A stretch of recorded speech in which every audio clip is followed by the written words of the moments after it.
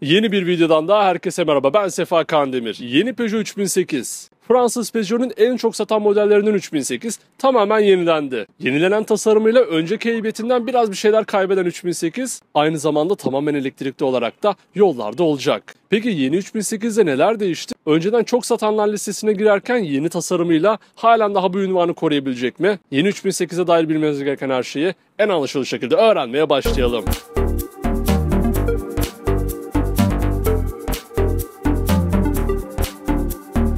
Peugeot 3008 ilk kez 2007 yılında böyle tombik bir pandi edasıyla yollara çıktı. Hatta bir SUV'den ziyade 3 sıra koltuklu bir MPV olan 3008 aynı zamanda 2012 yılında bir de hibrit motorlu piyasaya sürüldü.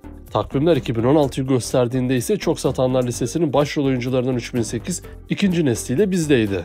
Tasarımın ve dilin tamamen değişmesi sonucu çok sevilen 3008, 2023 yılının bitmesine çok az kala 3. nesliyle yollara çıktı. STL Medium model platformu üzerinde üretilen yeni 3008'e önden baktığımızda ne diyeyim, etkilenmemek elde değil yahu. Önceki nesline aslan dişli led farları haricinde benzemeyen bu suratta ana farlarda bir hayli dikkat çekici. Farları birbirine bağlayan bu parçada artık bir Peugeot klasiği olan model isim yazısından nasibini almış. Yeni 3008'in en iddialı yeri şüphesiz ön panjuru. Burada tam merkezde büyük bir Peugeot logosu ve sanki büyük bir şiddetle oraya koyulmuş da etrafına o dalga bulaşmış gibi devam eden çizgiler fazlasıyla etkileyici. Tamponsa en sade ve akıcı kısımlardan biri. Yeni 3008 ön tasarımı önceki nesline göre geçirdiği farkıyla kesinlikle bizden büyük bir yıldız alır. Yeni 3008'in akıcı profili kesinlikle çok karizmatik. Yeni 3008'in profili önceki nesliyle kıyaslandığında daha az hareketli, daha karizmatik bir tavır nasıl alınır onu görüyoruz. Önceki neslinde kaput çizgisi boyunca uzanan trim parçası ortadan kalkmış. Onun yerine Peugeot logosu gelmiş. Omuz çizgisinin artık olmadığı yeni 3008'de Jesus'un üzerindeki çentik varlığını sürdürüyor. Yenilenen haliyle daha yumuşak bir tavra sahip olsa da daha modern ve güncel görünmeyi başarmış. Tabi jantlar dikkatinizi çekti mi? Elektrikli modelleri de unutturmak istemeyen markaların aerodinamik jant modellerine benzeyen bu jantların boyutları 19 ila 20 inç arasında değişiyor. Bunlar yerine şöyle çok kollu jantlarımız olsa nasıl olurdu? Yeni 3008'in profiline de bir tam yıldız bizden gelir.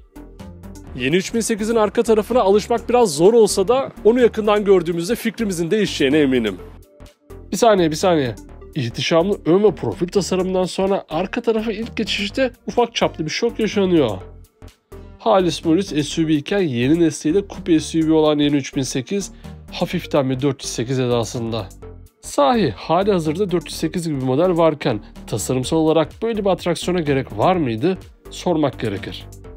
Bu eğimli arka camın tepesinde sert bir rüzgarlı konumlanmış. Bagaj kapağı da yine sert bir şekilde gelerek aşağıya düz iniyor. Durum böyle olunca ön taraftaki o ihtişamı yerini sade ve basit bir duruş alıyor.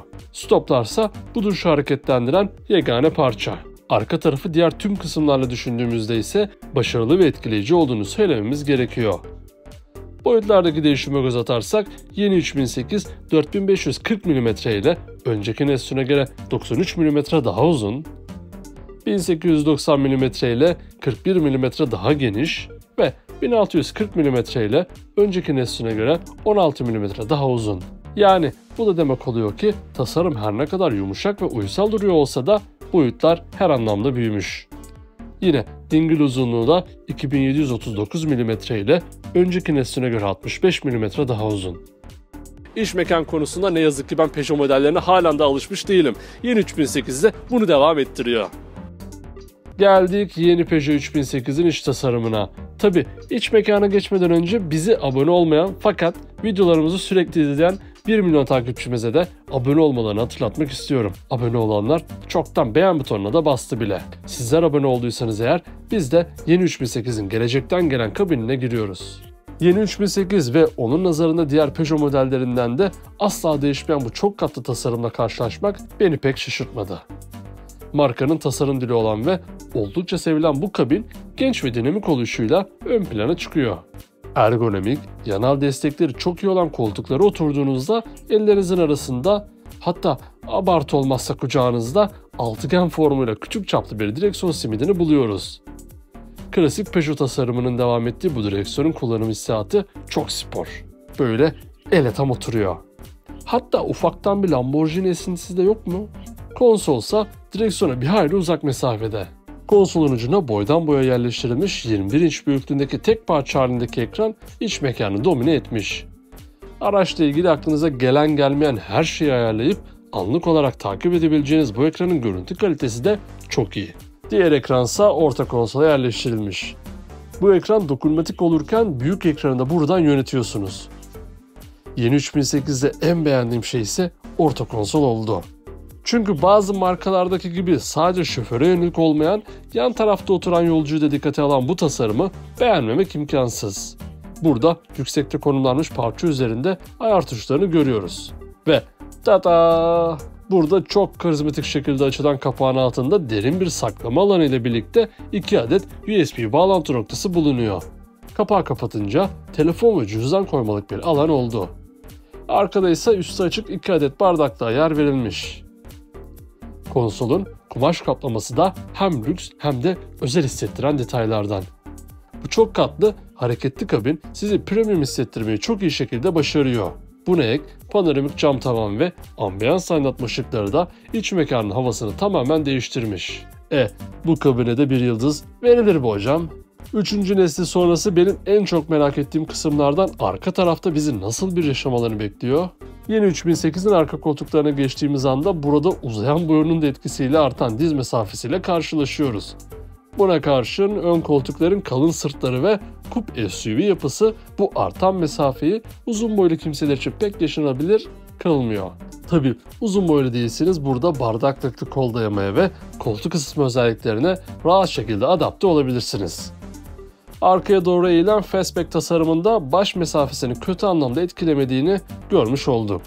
Bu durum bagaj içinde geçerli mi diye baktığımızda şaşırtıcı şekilde bagajın büyüdüğünü görüyoruz. Elektrikli kapağıyla burada sizi 590 litre hacim bekliyor. Güvenlik ve sürücü yardımcı özellikleri denildiğinde artık biraz daha ileri seviyeye giden Peugeot, yeni 3008'de son nesil teknolojilerini kullanıyor.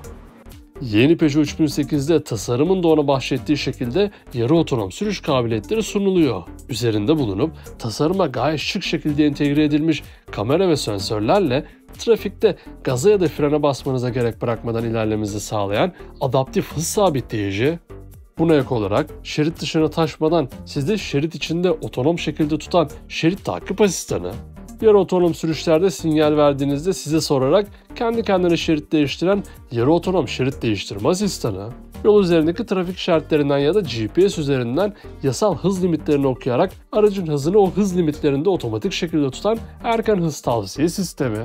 Bu sisteme ek olarak 7 ile 140 km/saat hızları arasında çalışan acil durum fren sistemi, şerit dışına çıktığınızda sizi sesli olarak uyaran şerit takip asistanı, kör noktanıza kalan araçları fark etmenizi sağlayan kör nokta uyarı sistemi ve daha birçok pasif güvenlik özelliği yeni Peugeot 3008'de sizi bekliyor.